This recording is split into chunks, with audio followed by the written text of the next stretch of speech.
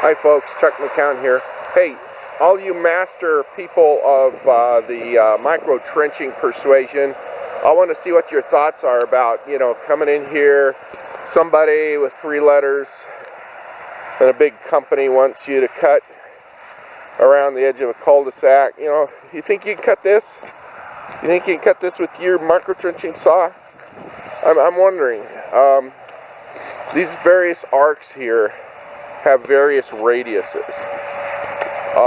Micro trench blade really can't cut arcs, okay? You can kind of force it to do so. But I'm just wondering, what do you think? What do you think? Can you cut these arcs? Can you cut all of these arcs? I'll tell you what, on an MT12, if you try to cut an arc, you're going to make cracks in that blade. They're not as near, they're so stiff, and they're not as nearly forgiving as an MT16, but you'll still ruin all the blades. You'll harm the teeth. Well, let me explain some mathematics of the arcs, okay? If you doubt what I'm saying here, look up chord of a circle or a chord section of a circle.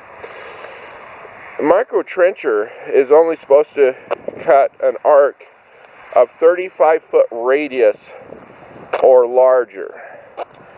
And so this arc out here was made by putting a line down clear over there where you can see the corner of the asphalt.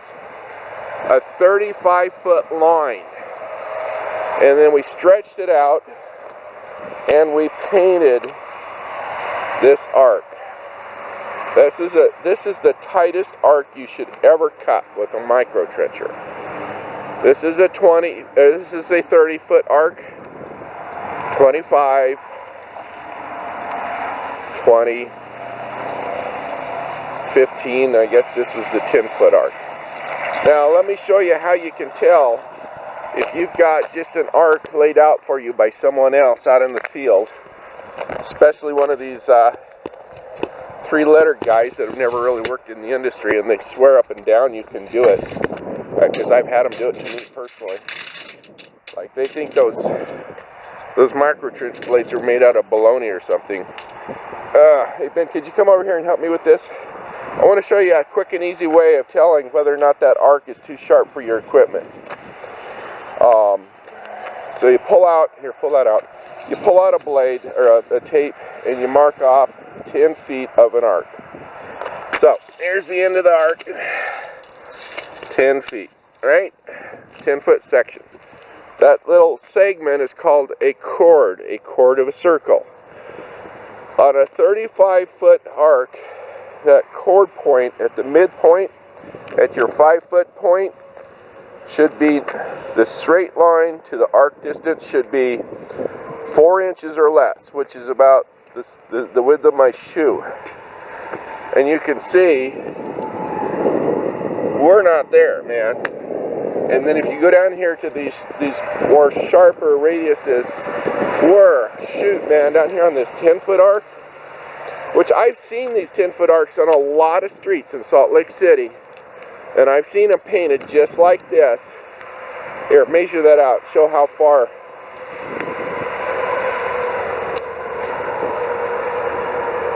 "20 inches out, folks, 20 inches out. So I've come upon an MT12 grinding out an arc this sharp, just complaining, making all kinds of noise, tearing up the teeth, cutting the trenches about 6 inches wide. And it was so hard on the machine, the blade actually came loose from the machine. It's just terribly damaging. So I just want you to have a visual reference on what a reasonable arc looks like. And most of the arcs that you'll see painted by those 20-year-old so-called inspectors, yeah, they are too tight. They're too tight for your machines. They're too tight for the blades. They're just costing you money. This is it. Lay out your 10-foot tape, go to the 5-foot mark, put your foot on it, and you better be standing on that white line pretty much. It's kind of like on a out of bounds in football. If they touch the white, yeah, you better be out of bounds. That dot ought to be closer to the white line than that. If it's farther away, like one of these, you got a blade killer on your hands, man. So what do? You cut a frickin' straight line, core it, continue with straight line. That's the way to save blades. That's the way some of my customers, they get 30,000 feet out of their blades. That's how they treat their blades. I saw a blade not too long ago. He had 15,000 feet on it. Looked brand new. Looked like it had never hardly been used. And he says, Chuck, I want you to touch this up. It's missing one diamond. I'll bring it over this afternoon. He sent me photos of it.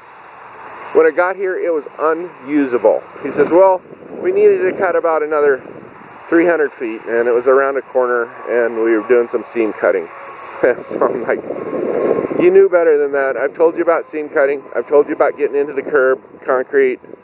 He's like, yeah, I know. Is there anything you can do with this? I'm like, yeah, I'll sell you a new blade. So anyway, here's my little pedantic YouTube video about arcs and geometry.